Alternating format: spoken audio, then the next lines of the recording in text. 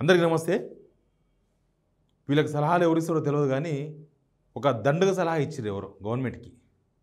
ఆ దండగ సలహా రైతులకు సంబంధించింది.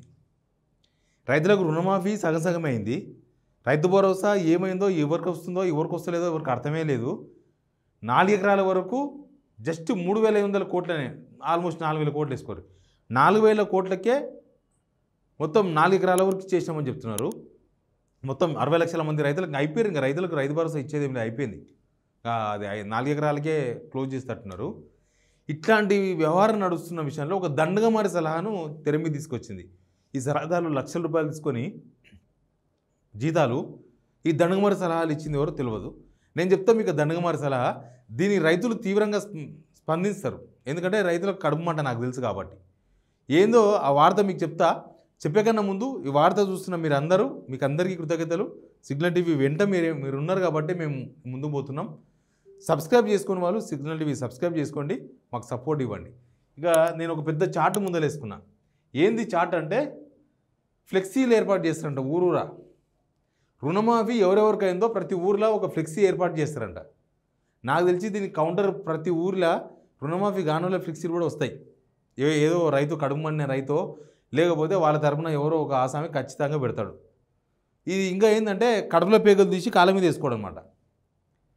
ఏ రైతు ఒప్పుకోడు. రుణమాఫీ అయితే అయ్యింది కానీ మీరు వాళ్ళని మొత్తం తీసుకొచ్చి బజార్ని ఎందుకు పెట్టాలి? అయిన వాళ్ళు అయిందనే చెప్తారు కదా. అయిన వాళ్ళు అయ్యింది, కాలేదని చెప్తారు. అట్లా కాదంట. ప్రతి గ్రామ పంచాయతీ ఆఫీస్ దగ్గర పోయి ఫ్లెక్సీలు అంటే ఇవన్నీ ఫ్లెక్సీల కోసమే డబ్బులు. ఫ్లెక్సీలు ఎక్కడెక్కడ ఎన్ని ఫ్లెక్సీలు కావాలి? ఇగో ఆదిలాబాద్ ఇంతమంది బెనిఫిషియర్స్ అంట, ఇన్ని ఫ్లెక్సీలు కొట్టాలంట. ఇంకో కాలం ఎంత పొడుగు ఉండాలి, ఎంత వెడల్పు ఉండాలి, మొత్తం నంబర్ ఆఫ్ జీపీస్ ఎంత, ఇంకో ఫ్లెక్స్ ఒక్కొక్క ఎస్ఎఫ్టీకి 350 రూపాయలు ఎస్ఎఫ్టీ అంట. 350 రూపాయలు స్క్వేర్ ఫీట్ ఉంటాయి కదా అది. తర్వాత మొత్తం ఇది లెక్క మొత్తం కలిసి 28,35,00,000 రూపాయలు అగ్రికల్చర్ డిపార్ట్మెంట్ నుంచి శాంక్షన్ చేశారు ఫ్లెక్సీలు ఏర్పాటు చేయడానికి ఊర్లూళ్ళ. ఇది కూడా సేమ్ ఎట్లుందంటే గాంధీ భవన్లో పెట్టుకోలే. మీకు ప్రజాపాలన కావాలన్నా, ఫామ్ హౌస్ పాలన కావాలన్నా అంటే జనమంతా మాకు ఫామ్ హౌస్ పాలనే కావాలన్నారు. 70%, 30%. అది కూడా 29, 30 కూడా కాదు, నేను రౌండ్ ఫిగర్ చేస్తున్నా. 29% అంటే 100కి 29 మంది మాత్రమే ఈ పాలన కావాలన్నారు. 100కు 71% మాకు అదే బాగుండే, మాకు ఫామ్ హౌస్ పాలనే కావాలన్నారు. అది వీళ్ళు చేతులారా చేసుకున్న పని. అది వీళ్ళ చేతులారా చేసుకున్న పని ఇది. అయితే వీడికి వస్తే 28,35,00,000 రూపాయలు విడుదల చేస్తారంట. గా పైసలు ఏందో ఆ రైతు భరోసా రానులకు లేకపోతే రుణమాఫీ కానులకు ఇవ్వచ్చు కదా. ఇప్పుడు రుణమాఫీ రైతు భరోసా 6,000 రూపాయలు ఇస్తారు కదా ఎకరాకు. ఆ లెక్క ప్రకారం ఇస్తే 47,250 ఎకరాలకు రైతు భరోసా వేయచ్చు. చిన్న రైతులు 2 ఎకరాలు ఉన్న రైతులు ఉంటారు కదా, వాళ్ళకు 47,250 మందికి నేను రౌండ్ ఫిగర్ చేస్తే 50,000 మందికి అంట నేను. ఎందుకంటే లక్షనే కాదు, తక్కువ ఉండొచ్చు కదా. 6,000 రూపాయలే కాదు, తక్కువ ఉంటారు కదా. 20 గుంటలు 30 గుంటలు కూడా ఉంటారు కదా. 50,000 రైతులకు అవసరమైతే ఇంకా తక్కువ రైతులు ఉంటే, ఇంకా ఎకరా లోపల ఉన్న రైతులను జమ చేస్తే ఏకంగా ఒక 60-70 వేల మంది రైతులకు ఈ ఫ్లెక్సీలు పెట్టే డబ్బులతోనే రైతు భరోసా ఇవ్వచ్చు. తర్వాత రుణమాఫీ కూడా మీరు 2 లక్షల వరకు రుణమాఫీ చేస్తామన్నారు కదా. ఒకవేళ లక్ష రూపాయల రుణమాఫీ కనుక చేస్తే, 1,00,000 రూపాయల లోపు కాదు, 1,00,000 రూపాయలే, ప్రతి వ్యక్తికి 1,00,000 రూపాయల రుణమాఫీ కనుక చేస్తే 4,000 మంది రైతులకు రుణమాఫీ అయిపోతుంది ఈ డబ్బులతోన. ఇక 1,00,000 కన్నా లోపల 20,000 ఉన్నోళ్ళు, 30,000 ఉన్నోళ్ళు, 40,000 ఉన్నోళ్ళు, 80,000 ఉన్నోళ్ళు చాలామంది ఉన్నారు. అట్లా కనుక చేస్తే ఒక 7-8 మందికి రుణమాఫీ కూడా అయిపోతుంది. అది తెలిసిపోయి అది చేయాలి, రైతు భరోసా ఇవ్వాలి, లేకపోతే రుణమాఫీ చేయాలి. రైతులంతా దానికోసం చూస్తున్నారు. మీరు పెట్టే ఫ్లెక్సీల కోసం, ఫ్లెక్సీలో మా పేరు వచ్చిందా లేదా జూనికి కాదు. ఈ ఫ్లెక్సీలు పెడితే ఏమవుతుందంటే వచ్చిన రైతు ఫీల్ అవుతాడు ఊర్లలో. ఇదేంది నా పేరు తీసుకొచ్చి లిస్టులో పెట్టిరని. రాని రైతుకు అవమానం ఇది. రాని రైతుకు, రుణమాఫీ కాని రైతుకు, రైతు భరోసా రాని రైతుకు అవమానం ఇది. ఊర్లలో ఫ్లెక్సీ పెడితే ఎట్లుంటుంది? ఊర్లలో నేను చెప్పిన చాలాసార్లు, జస్ట్ ఆత్మగౌరవం కోసమే బతకడం. పండినా పండకపోయినా, తిండి ఉన్నా లేకపోయినా, పిల్లగానికి ఉద్యోగం వచ్చినా రాకపోయినా, ఆ ఉద్యోగం పిల్లలు డబ్బులు పంపించినా పంపకపోయినా, ప్రభుత్వ పథకాలు వచ్చినా రాకపోయినా, ఆత్మగౌరవం కోసం మంచి లుంగి కట్టుకొని, మంచి షర్ట్ వేసుకొని, టవల్ వేసుకొని నేను రైతు అని గొప్పగా చెప్పుకుంటారు. ఇప్పుడు ఏమవుతుందంటే వాళ్ళ బతుకుని తీసుకొచ్చి రోడ్డు మీద పడేస్తారు. అయినోళ్ళు సాటిస్ఫై ఉండరు, కానోళ్ళు ఏదో అయ్యిందో కాలేదో నడుస్తుంది, చూద్దాం అవుతుందో కాదో, కానప్పుడు మాట్లాడదాం, ఎలక్షన్ వస్తాయి కదా అని వాళ్ళు మంచి కోపంతో ఉన్నారు. ఇప్పుడు వీళ్ళకే అయ్యింది అంటే కానోళ్ళ పరిస్థితి ఏంది? అయినోళ్ళు కోపమే, కానోళ్ళు కోపమే. దీనికి మళ్ళీ డబ్బులు వృధా. వీళ్ళు డబ్బులు లేవు, అప్పులు ఎవడు ఇస్తలేడు, మనల్ని ఎవడు నమ్ముతలేడు, అప్పు పుడతలేదు, అప్పులు తెచ్చి ప్రభుత్వ ఉద్యోగులకు జీతాలు ఇవ్వాల్సి వస్తుంది అని మాట్లాడే వీళ్ళు ఇట్లా డబ్బులు వృధా చేయడం వేస్ట్ కదా. ఈడ భువనగిరికి ఆడ వికారాబాద్కు హెలికాప్టర్లు వేసుకుని తిరుగుతారు వీళ్ళు. పొద్దుగాలు వేస్తే ఒక్క కాన్వాయ్లో మొత్తం 10 కార్లు వేసుకుని తిరుగుతారు. వాళ్ళందరికీ ఫ్రీ పెట్రోల్, ఫ్రీ డీజిల్, దానిలో ఉన్న వాళ్ళకి ఫ్రీ పైసలు, ఫ్రీ తిండి. ఢిల్లీకి 40 సార్లు పోతే దానికి ఫ్రీ డబ్బులు, హెలికాప్టర్ ఫ్రీ, హెలికాప్టర్లో తిండి ఫ్రీ, దిగుతే ఢిల్లీలో ఫ్రీ, తింటే అన్నం ఫ్రీ, ఇంకేదైనా చేస్తే అది ఫ్రీ, ఇంకేదైనా అయితే అది ఫ్రీ, అన్నీ ఫ్రీయే వాళ్ళకు. అవన్నీ మన పైసలు. ఫ్రీ అంటే అలా వేరే దేశంకి వెళ్ళి రావు, మన పైసలు. మనం ట్యాక్సులు కడతాం కదా, ఆ పైసలకి వెళ్ళి పెడతారు. నేను చెప్పలే వేములవాడలో 32,000 ఒక ప్లేట్ అని ఉద్దరికి వచ్చిందంట. అది ఉద్దరికి వచ్చింది అయితే ఎవడో వేసినట్టు అట్లా ఉంటుంది వెళ్ళేది.